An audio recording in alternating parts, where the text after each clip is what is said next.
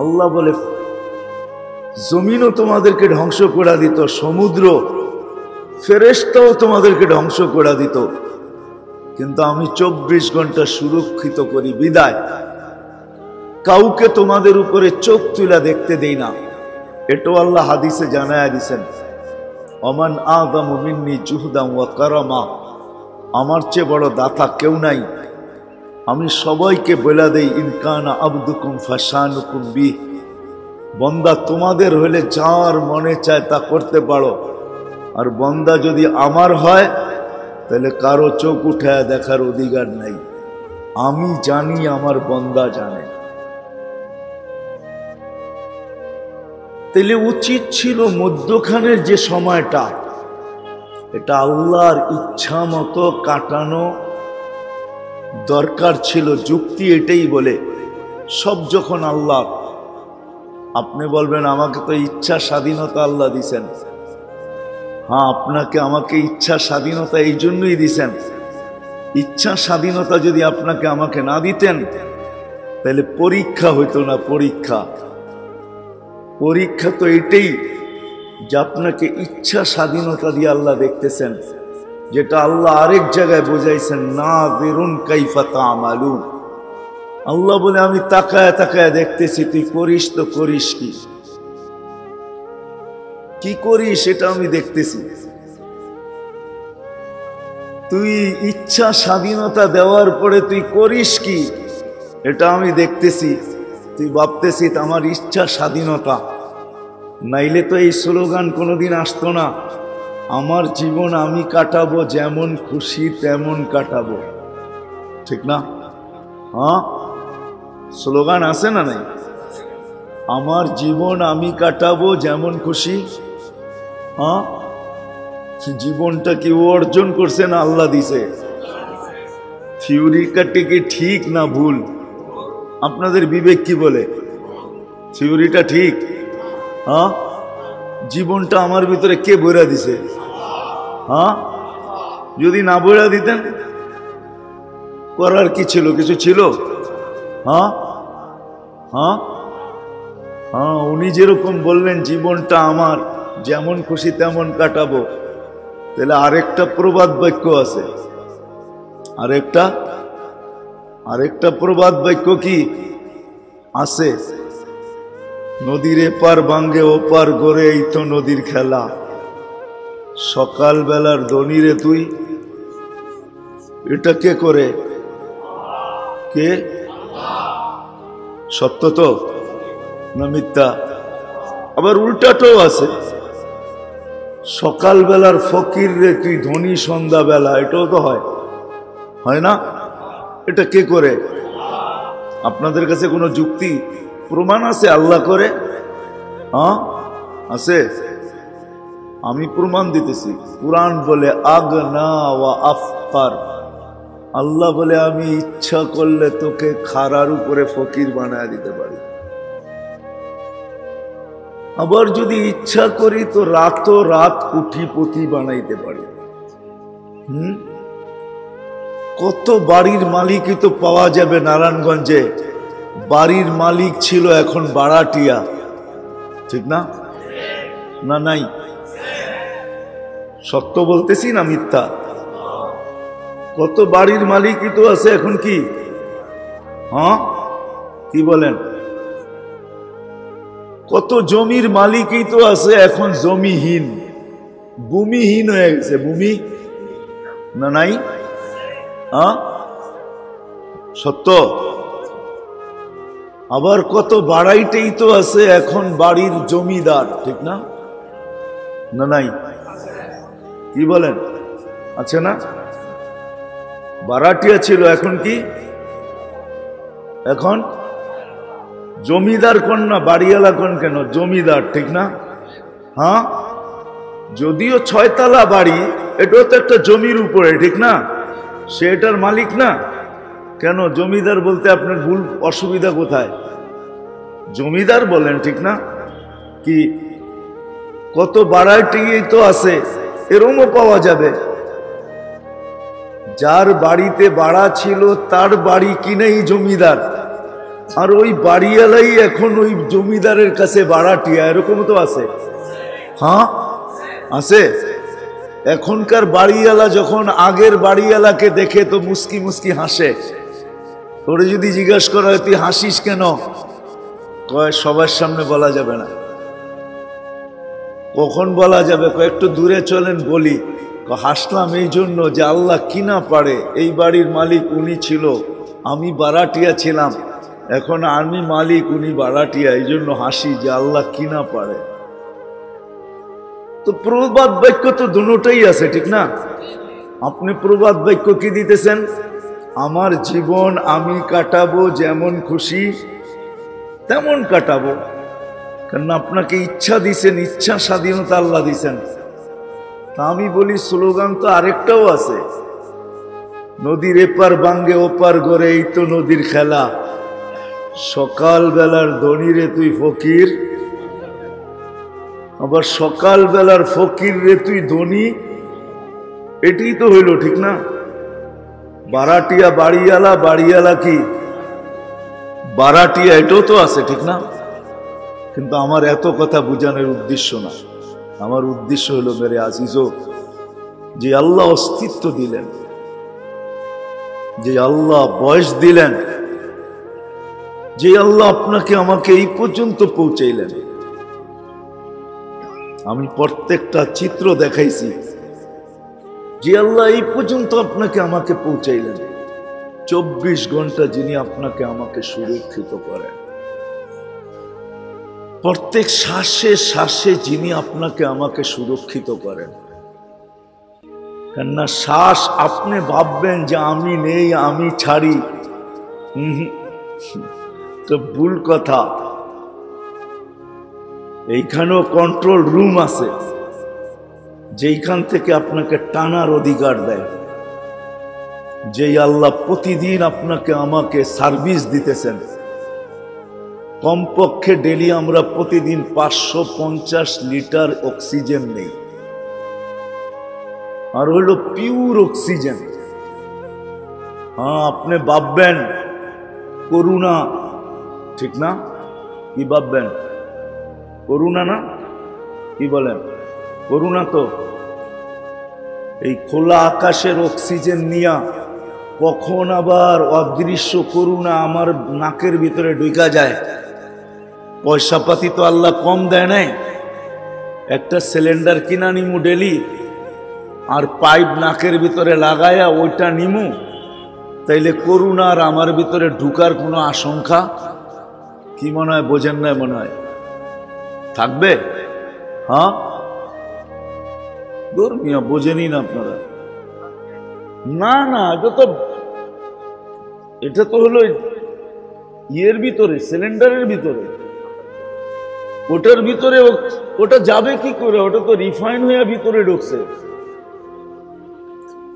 ওটা তো এই বাতাস ঢুকায় দেয় না, ওটা তো মেশিনের মাধ্যমে রিফাইন হয়ে তারপরে ভিতরে ঢুকছে, ঠিক না? হ্যাঁ, আমরা বোতলের পানি খাই কেন? মিনারেল, ঠিক না? কি বলেন, আপনি কি দেখে আসছেন ও মিনারেল করছে?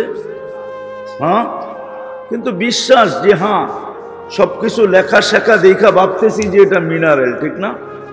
মানে কি, জীবন মুক্ত, ঠিক না? জীবাণু মুক্ত, ঠিক না? স্বাস্থ্যসম্মত, ঠিক না? এখন আপনি যদি ভাবেন যে বাহিরের অক্সিজেন নিলে হইতে পারে অক্সিজেন টানতে যায় এই ক্ষুদ্র ভাইরাস ভিতরে চলে যেতে পারে, আজকের থেকে একটা করে সিলিন্ডার কিনবো, মুখের ভিতরে লাগায় দিব, ওটাই টানতে থাকবো, ছাড়তে থাকবো, কমসে কম বাহিরের তুলনায় শতভাগ যদিও না হয় বিরাট একটা ভাগ আমি নিরাপদ থাকবো, ঠিক না? হ্যাঁ, সত্য না? কি আমার কথা বুঝে আসলো? আচ্ছা, আপনি যান তো ডাক্তারের কাছে আর বলেন যে আমি এই সিস্টেম আজকের থেকে করতে চাই, তো ডাক্তার হাসি দিয়ে কি বলবে জানেন? বলবে আপনাকে পাবনা নেওয়ার দরকার, বলবে এই পিওর যেটা আল্লাহ প্রদত্ত অক্সিজেন, আপনি বিনা দ্বিধায় নিতে পারতেছেন, ছাড়তে পারতেছেন, আপনার কোনো সমস্যা নাই। আপনার মাথায় এই পোক ঢুকলো তো ঢুকলো কোত্থেকা? দেখা যাইতেছে আপনার মাথায় করুণার চেয়ে বড়টা ঢুকছে। করুণা ঢুকলেও তো কোনো একটা রাস্তা ছিল। আপনি বুঝাইতে চাইতেছেন যে আমি করুণার থেকে বাঁচার জন্য আমি দিব্যি সুস্থ মানুষ, আমি একটা সিলিন্ডার লাগাবো আর ওটার ভিতর থেকে অক্সিজেন নিব, আমি শতভাগ নিরাপদ না হলেও কমসে কম 80 ভাগ তো নিরাপদ থাকবো। এই ভাবনা ভাইবা যদি আপনি সিলিন্ডার লাগায়া পিঠের ভিতরে নিয়ে সারাদিন ঘুরতে থাকেন, আর মানুষ যদি জিজ্ঞেস করে আপনার এই দুরবস্থা কেন, আর আপনি যদি যুক্তি তর্ক বিদ্যা বুদ্ধি দিয়া বললেন যে ওয়েদারটা বিলকুল খোলা, সব মানুষ সতর্ক না, কেউ মাস্ক মুক্স পরে না, এইখানে অসুস্থ আছে সুস্থ আছে, কার নাকের থেকে কার ভিতর থেকে কখন করুণা বাহির হইয়া ওয়েদারে যায়, আর আমি টানলে যদি এটা আমার ভিতরে চলে যায় আর আমি যদি আক্রান্ত হয়ে যাই, তো আপনার কথা যারাই শুনবে দূরের থেকে একজন আরেকজনের শুধু এমনি এমনি দেখাবে। ঠিক না? মনে হয় বুঝাইতে পারি নাই, ঠিক না? কেমনে দেখাবে? এমনি এমনি মানে কি বোঝেন? হ্যাঁ, একটু ঢিলা আছে, ঠিক না? একটু ঢিলা আছে। আপনি আর আমি ডেলি 550 লিটার পিওর অক্সিজেন নেই। যেই অক্সিজেন আপনি ওয়েদার থেকে নেন, এর চেয়ে কোয়ালিটি হিসাবে, গুণগত মান হিসাবে সিলিন্ডারের অক্সিজেন বহুত নিচে। যান ডাক্তারকে জিজ্ঞাসা করেন আমার কথা। এই অক্সিজেন যেটা আমরা এইখানে বসে নিতেছি, এটার থেকে গুণগত মানে সিলিন্ডারের ভিতরে যে অক্সিজেন আছে, এটা গুণগত মানে বহুত নিচে, বহুত বহুত নিচে। ডেলি 550 লিটার অক্সিজেন নিতেছি। আমি জায়গায় চলে আসছি যেখানে, যেটা আমি পয়েন্ট বুঝাইতে চাইতেছি। আসেন মেরে আজিজো, অস্তিত্ব যখন মেনা নিলাম যে আল্লাহ দিছেন, সুরক্ষিত আল্লাহ করেন, বয়সটাও আল্লাহর দেওয়া, এটাকে বাড়ানো যাবে না, কমানো যাবে না। মৌতের আগেও মরা, সময়ের আগেও মরা যাবে না, আর সময়কে পার করেও যাওয়া যাবে না।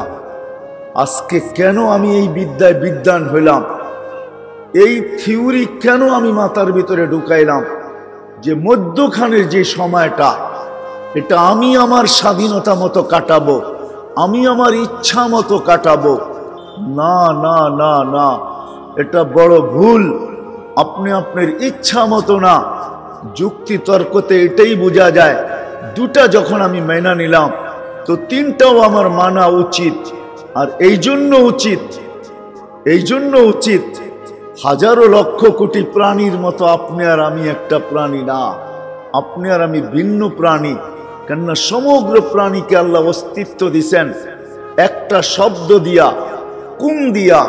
আপনাকে আমাকে অস্তিত্ব দিছেন কুদরতি হাত দিয়া। কোনো সৃষ্টির আল্লাহ বিনিময় রাখেন নাই।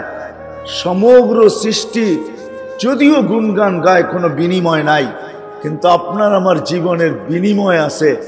আপনার আমার জীবনের বিনিময় আছে, কোনো সৃষ্টির বিনিময় নাই, কোনো সৃষ্টির ভোগ অধিকার নাই। আপনাকে আমাকে আল্লাহ ভোগ অধিকার দিছেন। আমরা সবাই ভোক্তা। সমগ্র সৃষ্টি আপনার অধীন, কোনো সৃষ্টির অধীন আপনি আর আমি না, সমগ্র সৃষ্টি আমাদের অধীন। আমি কোরআনের আয়াত দিতেছি না, তর্জমা দিতেছি। আল্লাহ নিজেই বলছেন দুনিয়া আমাদের জন্য তৈরি। হুয়াল্লাযী খালাকা লাকুম মা ফিল আরদি জামিয়া। কোরআন বুঝাইতে চাইতেছে মানুষ, জমিনের সব কিছু তোমার জন্য তৈরি। হুয়াল্লাযী খালাকা লাকুম মা ফিল আরদি জামিয়া। আল্লাহ বলতেছে সব তোমার জন্য তৈরি করছি। তুমি না হইলে আমি কিচ্ছু তৈরি করতাম না, কিচ্ছুর অস্তিত্ব হইতো না। সব তোমার জন্য তৈরি। জমিনের সব আমার জন্য তৈরি, দুনিয়াটাও আমার জন্য। আর দুনিয়া খুলিকনা লাকুম, দুনিয়াও আমাদের জন্য, আবার আখিরাতও আমাদের জন্য। যেটা দেখা যায় না ওটাও আমাদের জন্য। বিদায় আসেন, আসেন এই কথার থেকে বাহির হয়ে আসি। কেননা আপনার আমার কপালেই প্রতিদান লেখা, দুটার যে কোনো একটা লেখা, হয়তো চির শান্তি না হয় চির অশান্তি, হয় বড় বড় প্রতিদান না হয় বড় বড় শাস্তি। আর কোনো সৃষ্টির জন্য এটা লেখা নাই। ফেরেশতা জাহান্নামে যাবে না, কোনো সৃষ্টি জাহান্নামে বা জান্নাতে যাবে না। আল্লাহ জানায়া দিছেন ইন্ধন আমি বানাবো, তো বানাবো কাকে? উকুদুহান নাস। আল্লাহ শুনায়া দিছেন মানুষ তোকেই ইন্ধন বানাবো আমি, তুই ইন্ধন হবি জাহান্নামে, তোকেই আমি বিনিময় দিব। আল্লাহ এটাও জানায়া দিছেন জান্নাতুল ফিরদাউসি নুজুলা। আল্লাহ এটাও জানায়া দিছেন জান্নাতের ভিতরে তোমাকে আমি ঢুকাবো। যেমন দোজখের ইন্ধন এমন জান্নাতের বাসিন্দা তুমি। বিদায় অস্তিত্বটাও আল্লাহর দেওয়া, বয়সটাও আল্লাহর দেওয়া, সুরক্ষিত করেন আল্লাহ। যখন দুটোটা মাইনা নিলাম, সব আল্লাহ দিতেছেন। 24 ঘন্টা আমাদেরকে পরিচালিত করতেছেন আল্লাহ। যদি আল্লাহ পরিচালিত না করতেন, আপনার আমার ভিতরে কেউ যুক্তি তর্ক দিয়ে বুঝাইতে পারবে না। আমি আপনাদেরকে প্রথমেই দুটা দেখাইলাম, তিনটা দেখাইতেছি। চোখে দেখার মতো কোনো উপাদান নাই, কানের ভিতরে শোনার মতো কোনো উপাদান নাই, বাকশক্তির জিহ্বার ভিতরে বলার মতো কোনো উপাদান নাই। কোনো বুবা জিহ্বাহীন আসে না। যত বধির দুনিয়াতে আসে সবারই জিহ্বা আছে। তাকাইলে দেখবেন অনেক বধিরের জিহ্বা আপনার চেয়ে বড় আছে। জিহ্বা যদি থাকলেই বলতে পারে, তাহলে বধির কেন বলে না? কোন বধির কান ছাড়া আসছে, আর কোন বধিরের কানে ছিদ্র নাই? বলেন, ছিদ্র নাই? দেখছেন না? না দেখেই বলতেছেন? দেখা বলছেন? কানও আছে? তাহলে কানও আছে, ছিদ্রও আছে, ও শুনে না কেন? কানও আছে, আবার কি ছিদ্র, কিন্তু জিহ্বাও আছে, গলার ভিতরে পাইপও আছে। পাইপ আছে না? নইলে খায় পান করে কি করে, ঠিক না? তো বলে না কেন? এইখানে শোনার কোনো উপাদান নাই। উনি শোনায় না তো শোনে না, উনি শোনায় না তো শোনে না, উনি বলায় না তো বলে। কুদরত ফিট নাই এখানে, কুদরতি কি বলে এটাকে, আরে পাংখার ভিতরে থাকে না, কুদরতি সার্কিট ফিট নাই, এই জন্য বলে না। সার্কিট বোঝেন তো? আরে বোঝেন সার্কিট? পাংখার ভিতরে কিন্তু সার্কিট লাগানো থাকে। ক্যাপাসিটর সার্কিট বলেন, ক্যাপাসিটর বলেন। ক্যাপাসিটর তো গতিকে বাড়ায় কমায়, আর সার্কিট হলো বাতাসকে নিচে আনে আর উপরে নেয়। অনেক সময় পাংখার গতি সবকিছু ঠিক আছে, কিন্তু নিচে বাতাস নাই। বাতাস কি নাই?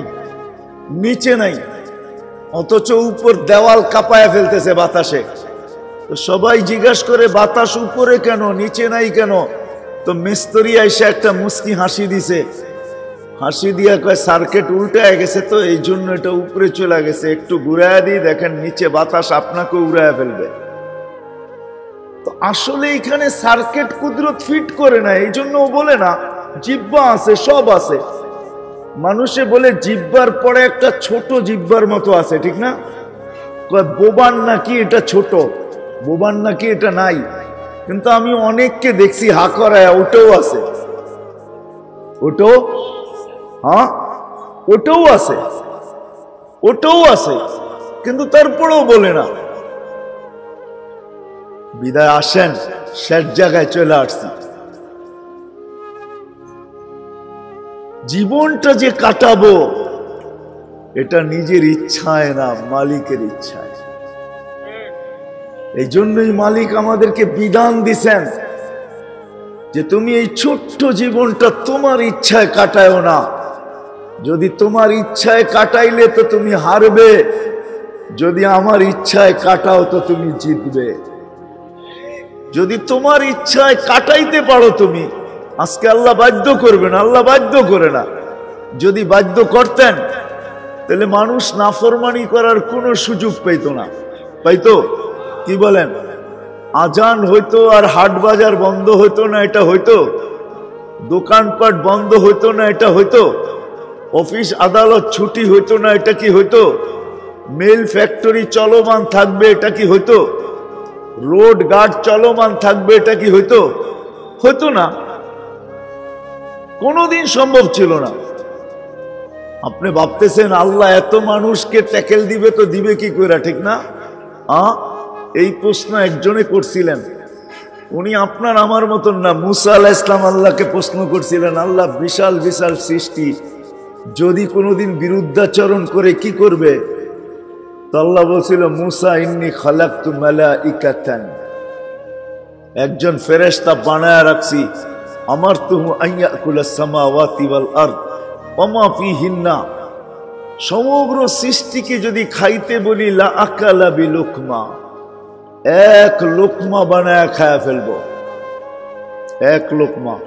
এখন যদি আপনি প্রশ্ন করেন, আচ্ছা যে লোকমা বানায়া খাবে ওই যদি বিরোধিতা করে তাহলে কি করবেন? কি বলেন? প্রশ্ন আসে না, আসে না? মনে হয় বুঝাইতে পারি নাই।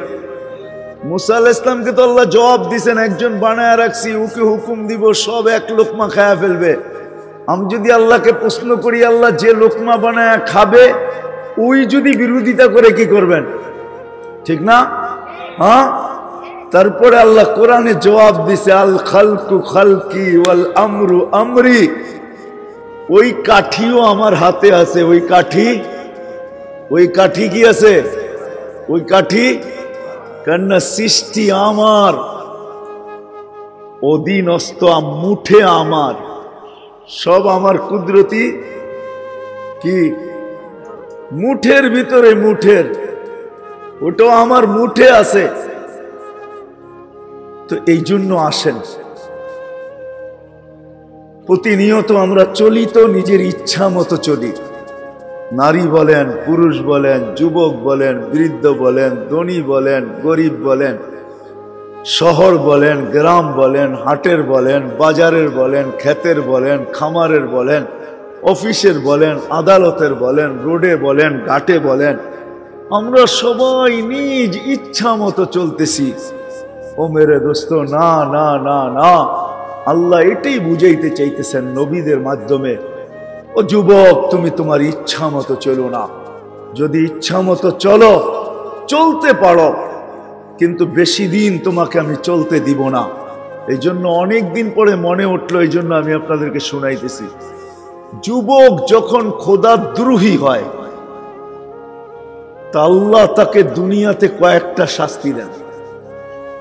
সর্বপ্রথম শাস্তি যেটা দেন, অল্প বয়সে সে যৌবন হারায়। কি?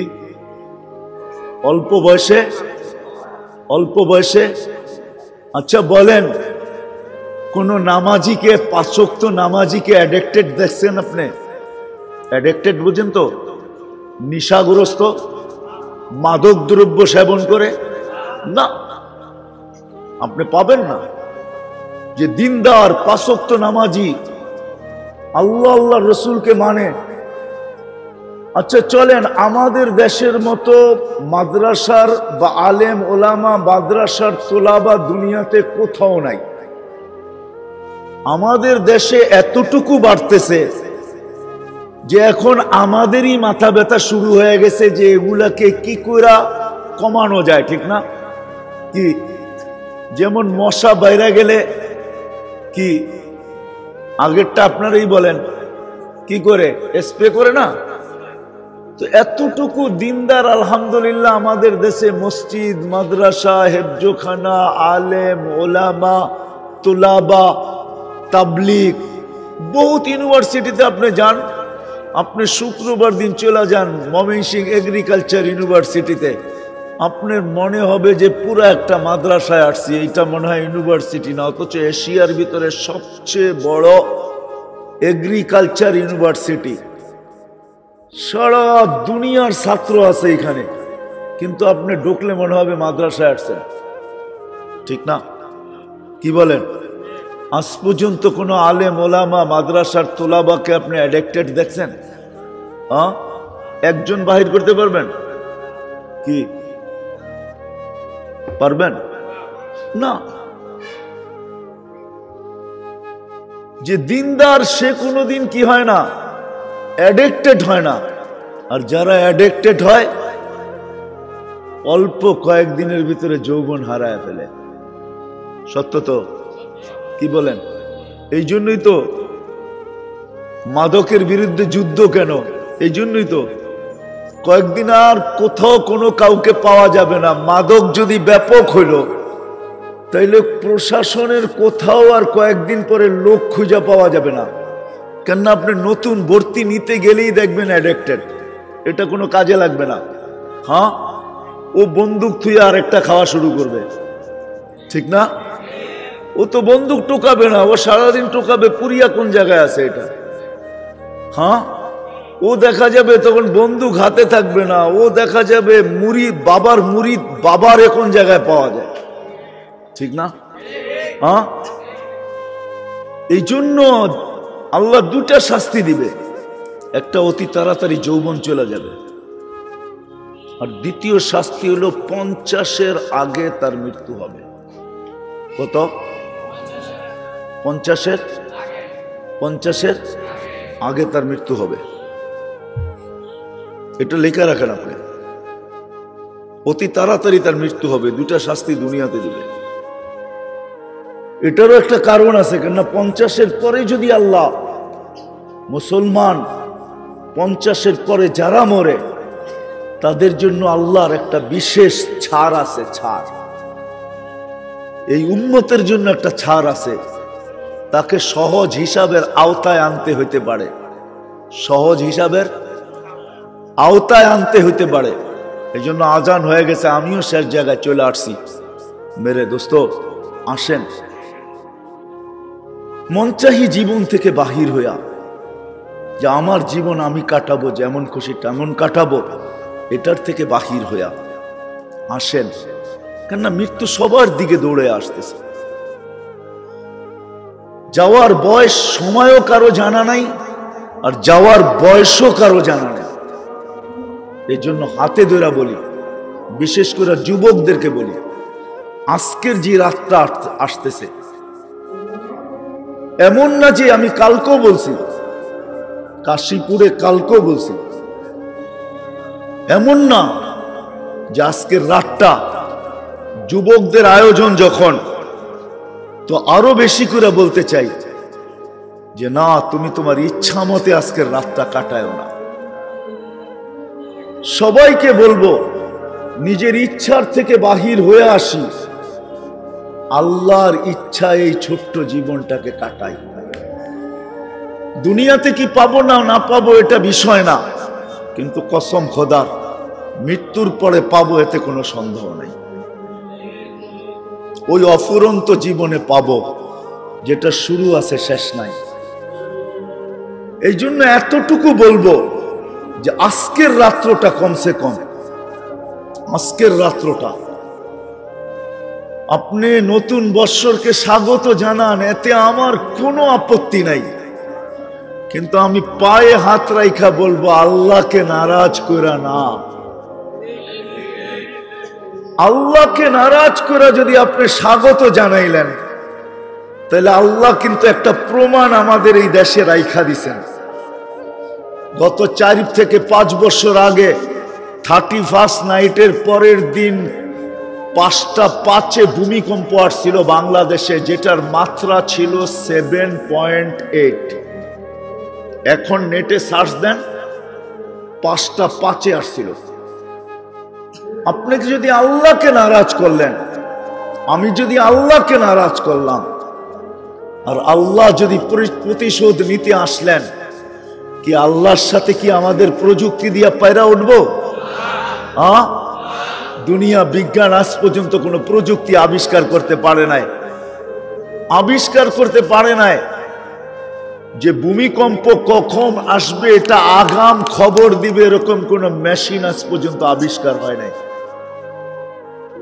মাটির তলদেশ থেকে তলদেশে গাললেও বলতে পারবে না যে ভূমিকম্প আসবে তো আসবে কখন।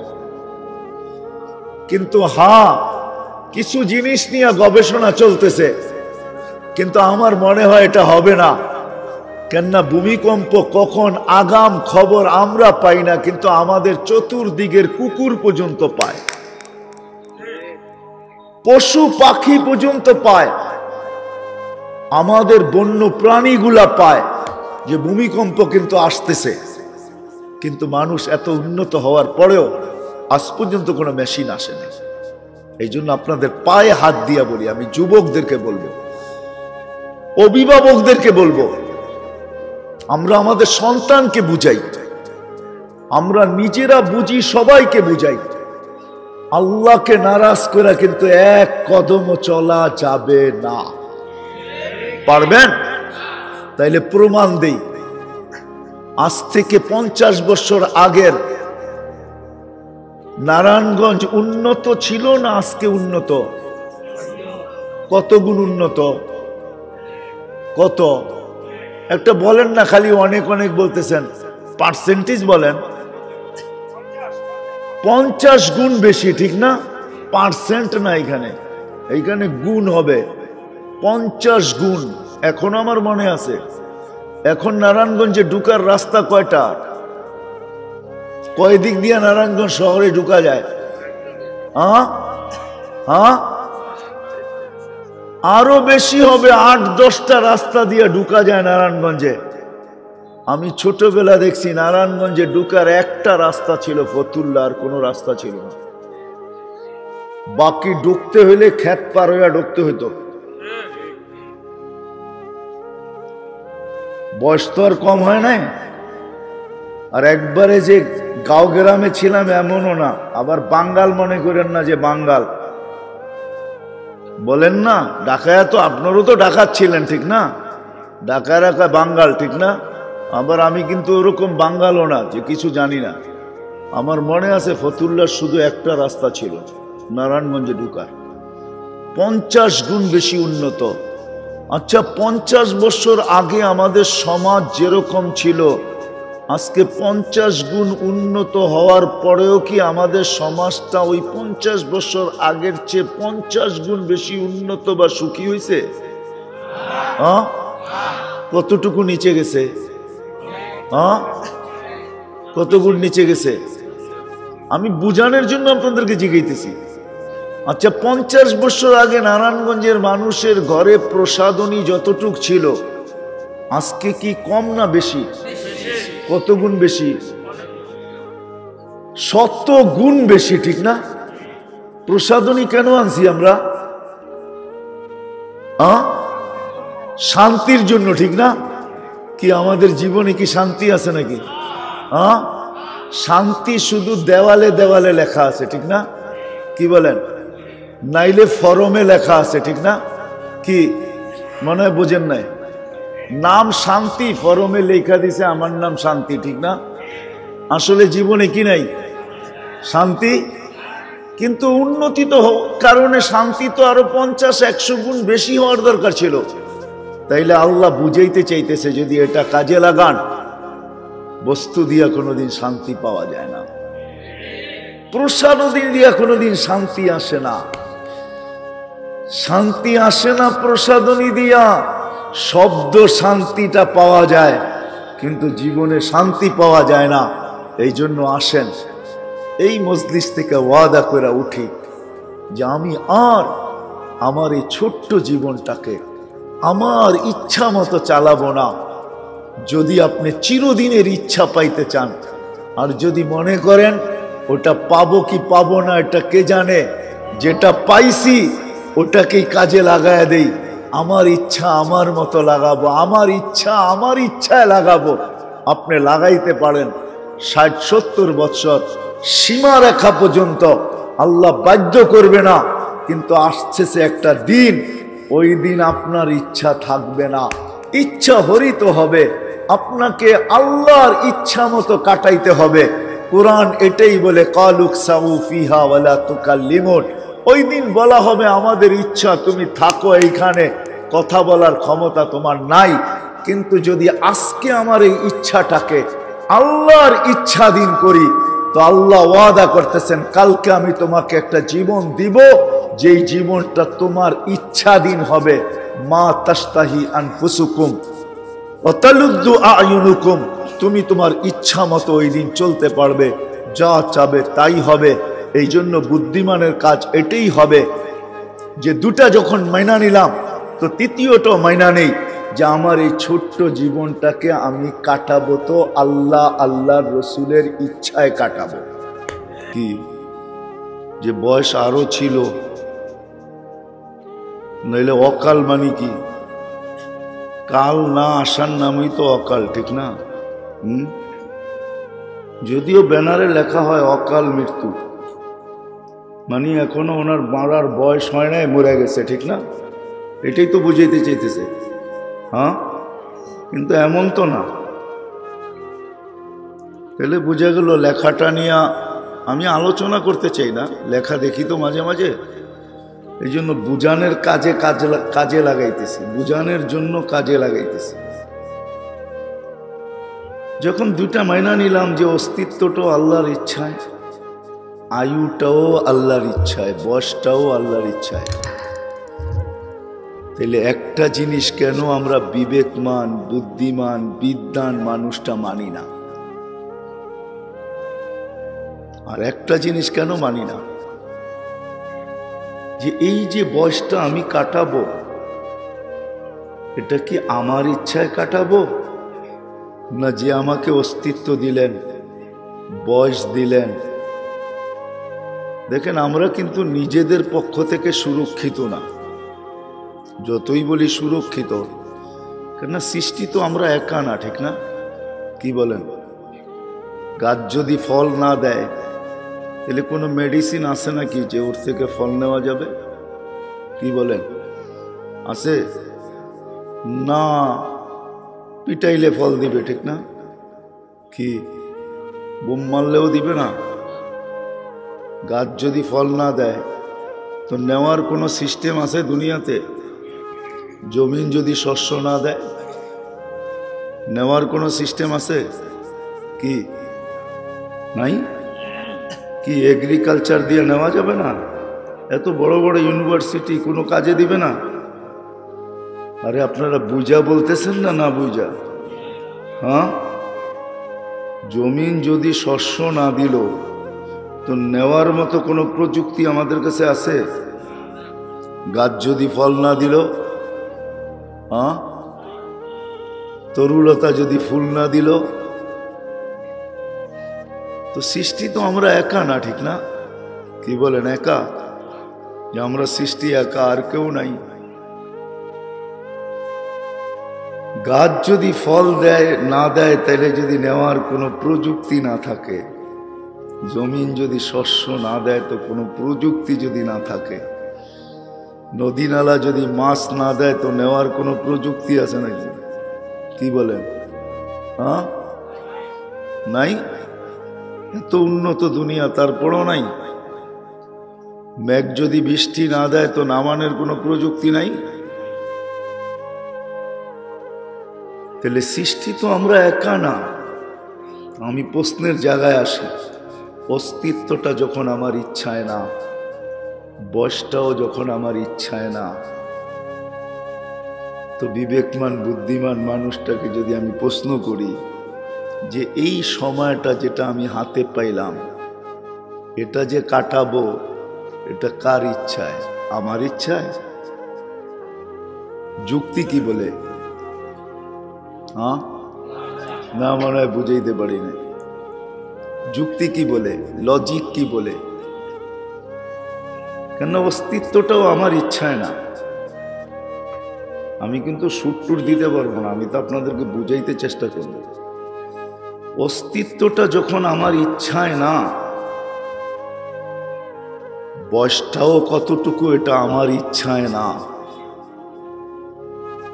নিরেট অস্তিত্ব যিনি দিছেন ওনার ইচ্ছায়, উনি বয়সটা নির্ধারণ করছেন যে আমি কতদিন থাকব, উনি লেখা দিছেন।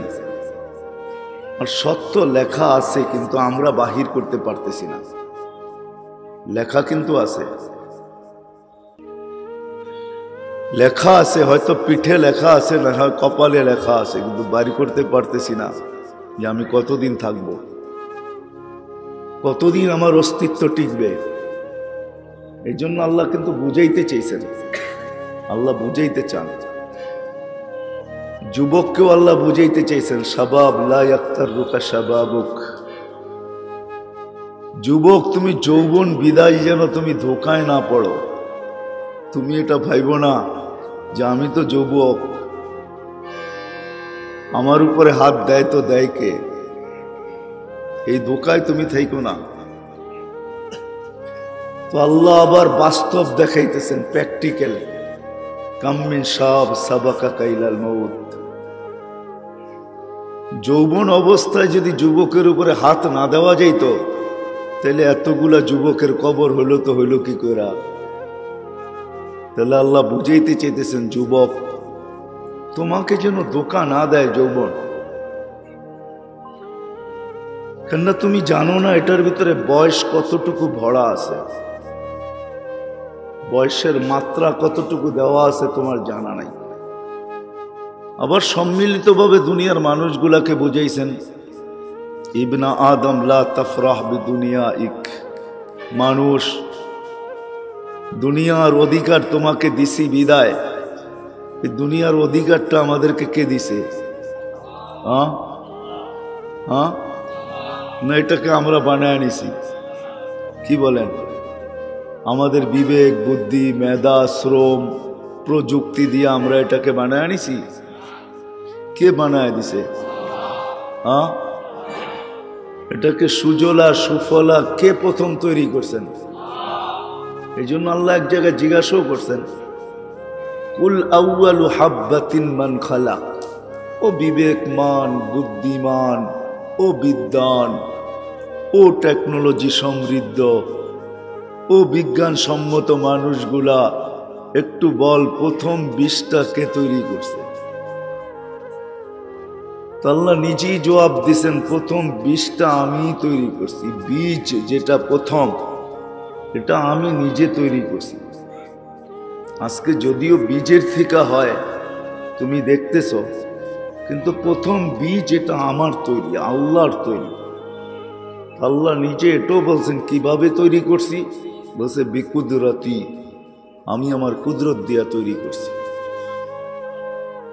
বিদ্যা আমি কথা গুছানোর জায়গায় চলে আসছি, যখন দুইটা আমরা স্বীকারোক্তি দিলাম যে আমার অস্তিত্বটার ভিতরে আমার কোনো হাত নাই, আল্লাহ সদ ইচ্ছায় আমাকে অস্তিত্ব দিছেন।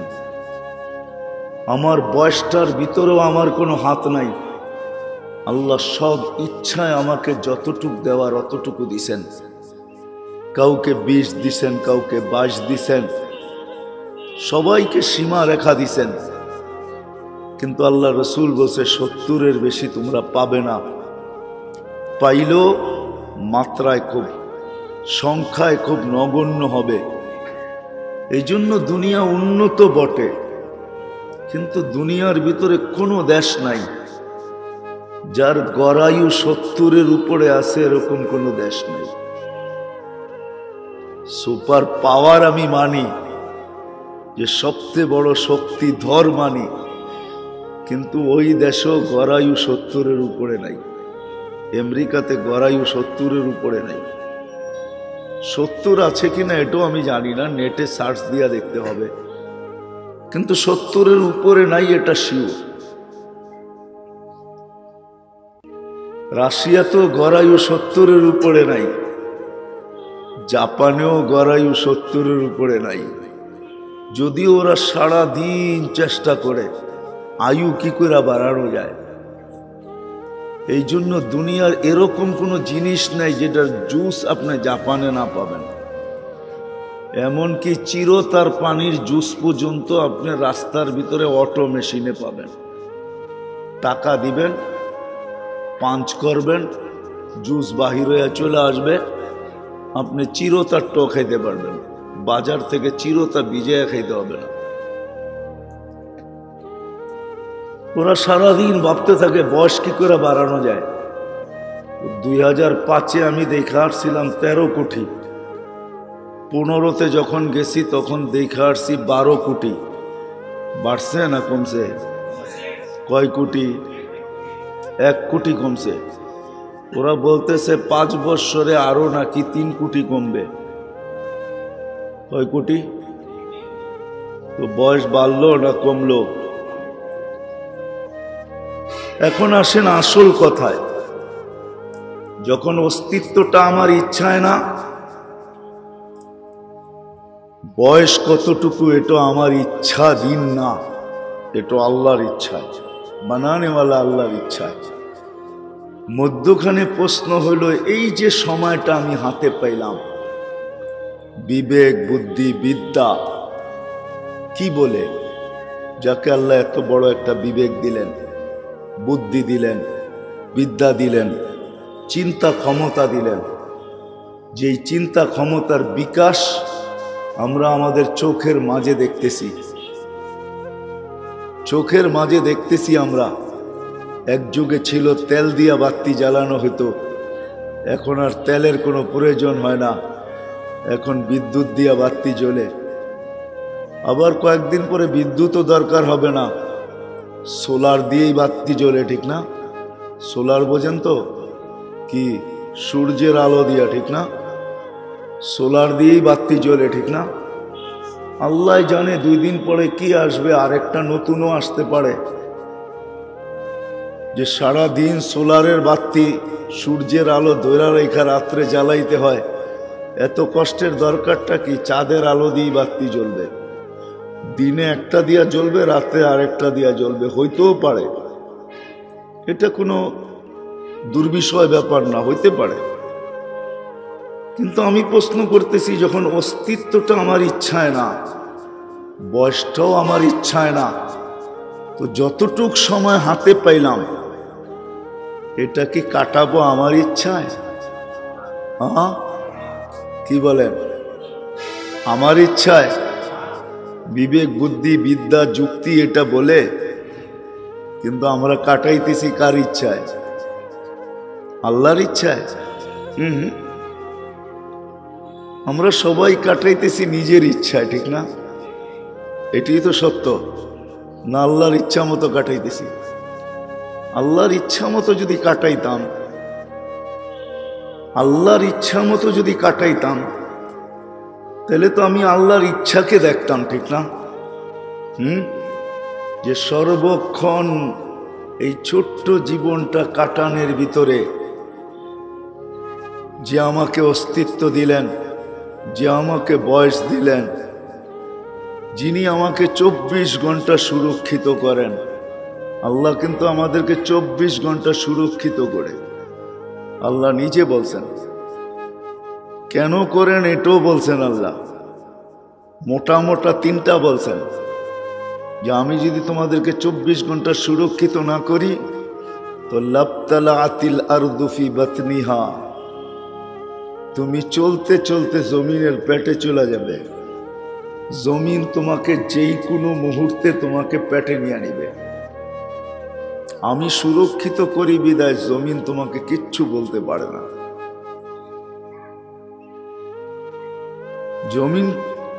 জমিন কিচ্ছু বলতে পারে না। আমি যদি সুরক্ষিত না করতাম তাহলে তোমাকে জমিন পেটে নিয়ে নিত। লাআগরাকাতিল বাহরু ফি কারিহা, সমুদ্র বহুত আগে তোমাদেরকে তলদেশে নিয়ে নিত। লাআহলাকাতিল মালাইকা, ফেরেশতা বহুত আগে তোমাদেরকে ধ্বংস করে দিতেন।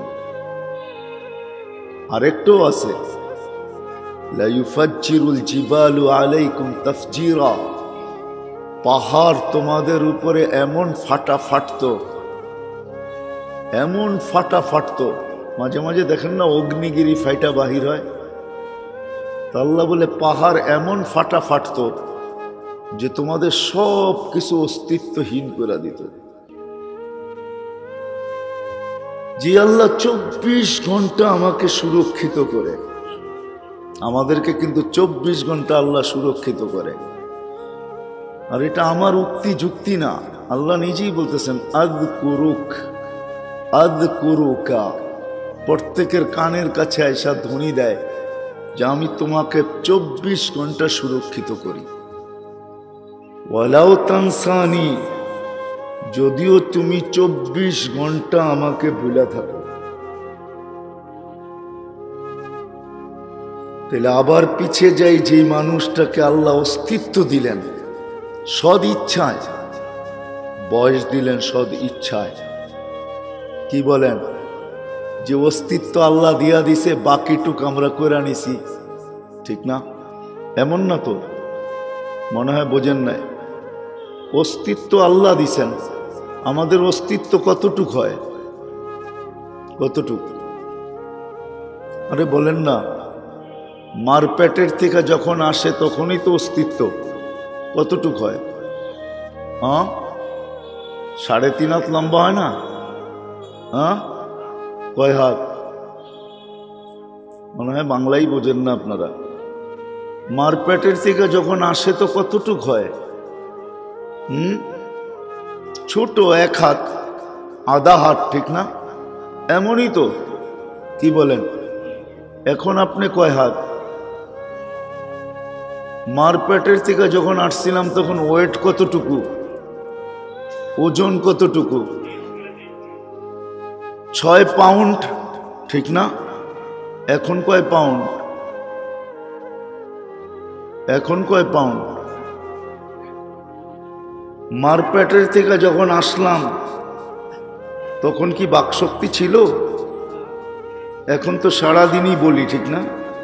হ্যাঁ, মার পেটের থেকে যখন আসছিলাম তখন মা বাবাও তো জানতেন না যে আমার দৃষ্টিশক্তি ঠিক আছে না নাই, কি বলেন? হ্যাঁ, জানতেন? হ্যাঁ, এখন তো দেখি, খুব দেখি, ঠিক না? এমনও লোক আছে দেওয়ালের ওই পারে কি আছে এই পার থেকে দেখে, দেখে না? না দেখে না? হ্যাঁ, না দেখলে এই প্রবাদ বাক্য কেমনে আসলো? তুই ভাবতেছিস আমি দেখি না, আমি দেওয়াল ফেরা দেখি, মানে কি দেওয়ালের ওই পারে কি আছে এটাও সে দেখে, ঠিক না? মার পেটের থেকে যখন আসছিলাম তখন যে আমার কান আসলেই ঠিক আছে, শ্রবণ শক্তি আমার আছে, এটা কি মা বাবা জানতেন? হ্যাঁ, কি আজকে তো খুব শুনি, ঠিক না? কি বলেন? না শুনেন না? হ্যাঁ,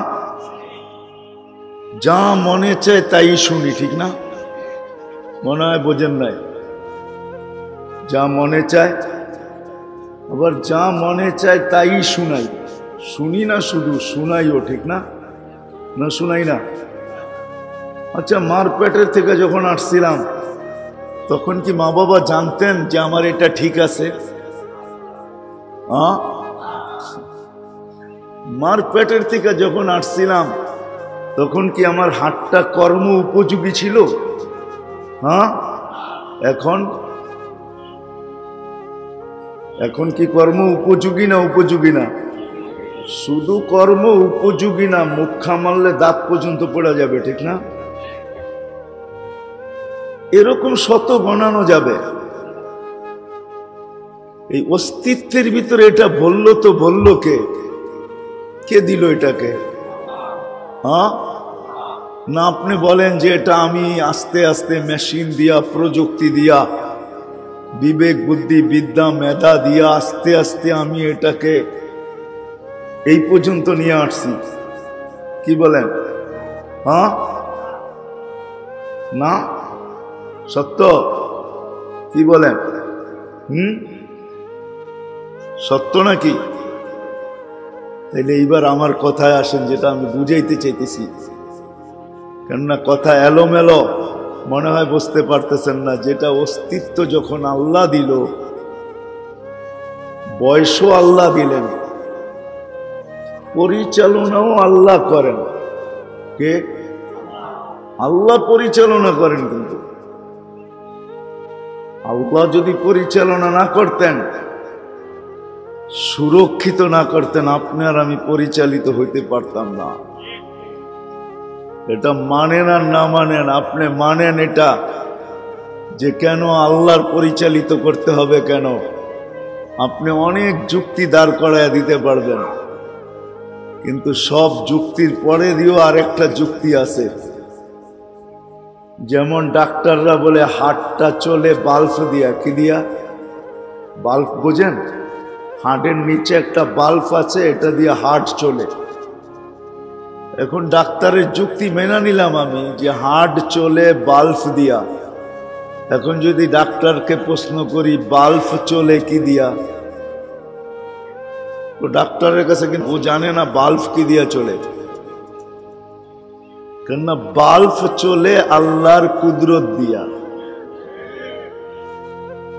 যেমন সারা দুনিয়া এটা একমত যে চোখে দেখার মতো কোনো উপাদান নাই। উপাদান বোঝেন? চোখে দেখার মতো কোনো উপাদান নাই, কোনো উপাদান নাই। বিজ্ঞান আজ পর্যন্ত পায় নাই যে চোখ দেখে তো দেখে কি দিয়া। উপাদান নাই, এখানে কোনো উপাদান নাই। এই জন্য আপনি সারা দুনিয়ার চোখের ডাক্তার কেন? চোখে দেখার মতো কোনো উপাদান নাই, তো চোখ দেখে কি দিয়া? তাহলে সোজা কথা হইল চোখ দেখে আল্লাহর কুদরত দিয়া। কি দিয়া? আল্লাহর। এখানে দেখার মতো কোনো উপাদান নাই, কিন্তু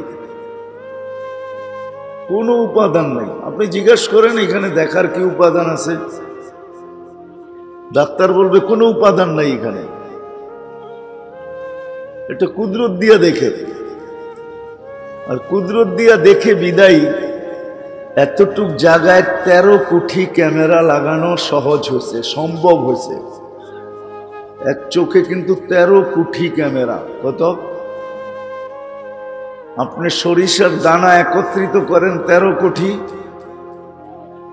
দেখেন কত বড় পাত্র লাগে, কিন্তু এই চোখে কিন্তু 13 কোটি ক্যামেরা। এটা আপনাদের বিজ্ঞান বলতেছে, আমি কোরআন দিতেছি না।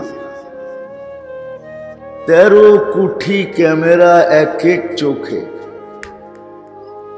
আবার 13 কোটি একসাথে কাজ করে। 2 চোখে 26 কোটি ক্যামেরা।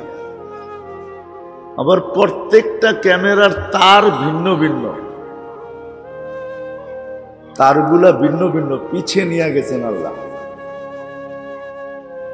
আবার 2টা তারকে আল্লাহ একসাথে লাগতেও দেন না। তাহলে কেমন সূক্ষ্ম তার! যা হোক, অন্যদিকে কথা চলে যাবে। অস্তিত্ব যখন আল্লাহ দিলেন, নারায়ণগঞ্জের মানুষ একটু বাবা উচিত।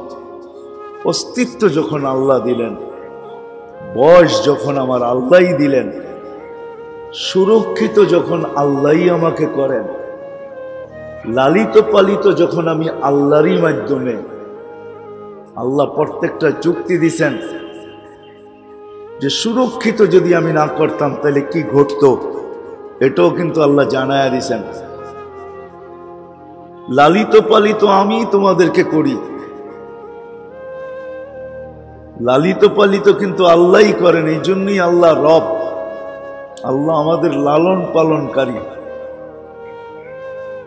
যখন সবই আল্লাহ করেন, তাহলে এই কথাটা আমি মানতে কেন রাজি না যে মধ্যখানে যতটুক বয়স আল্লাহ আমাকে পাওয়ায় দিলেন, এটা আমি কাটাবো তো কাটাবো কার ইচ্ছায়? না না না, আমরা কাটাই কার ইচ্ছায়? নিজের ইচ্ছায়, নিজের শিক্ষা অনুযায়ী, নিজের দীক্ষা অনুযায়ী, নিজের বিবেক অনুযায়ী, নিজের বুদ্ধি অনুযায়ী আমি আমার ইচ্ছা মতো কাটাইতেছি। কিন্তু উচিত ছিল না আমার ইচ্ছা মতো কাটানো, এটাই আমি বুঝাইতেছিলাম। আমার কথার শেষ জায়গায় আমি চলে আসছি, এটাই আমার বুঝানোর উদ্দেশ্য। যে যখন অস্তিত্ব আল্লাহ দিলেন, বয়সও আল্লাহ দিলেন, সুরক্ষিত আমাকে আল্লাহ করেন, এই জন্যই আল্লাহ বুঝাইছেন আমি যদি সুরক্ষিত না করতাম, লাবতালাআতিল আরদু ফি বাতনিহা, জমিন তোমাকে পেটে নিয়ে নিত। লাআগরাকাতিল বাহরু ফি কারিহা, সমুদ্র তোমাদেরকে তলদেশে নিয়ে আনিত। লাআহলাকাতিল মালাইকা, ফেরেশতা তোমাদেরকে ধ্বংস করে দিত। হাজারো ধ্বংস স্তূপ দুনিয়াতে এখনো বিদ্যমান। আপনি ঘুরলে দেখবেন হাজারো ধ্বংস স্তূপ এখনো দুনিয়ায় বিদ্যমান, যাদেরকে আল্লাহ সমূলে ধ্বংস করছেন, এখনো রাখা আছে। গড়তে থাকেন, দেখতে থাকেন, সমূলে আল্লাহ রাখা আছে, যাদেরকে ধ্বংস স্তূপে রূপান্তরিত করে দিয়েছেন।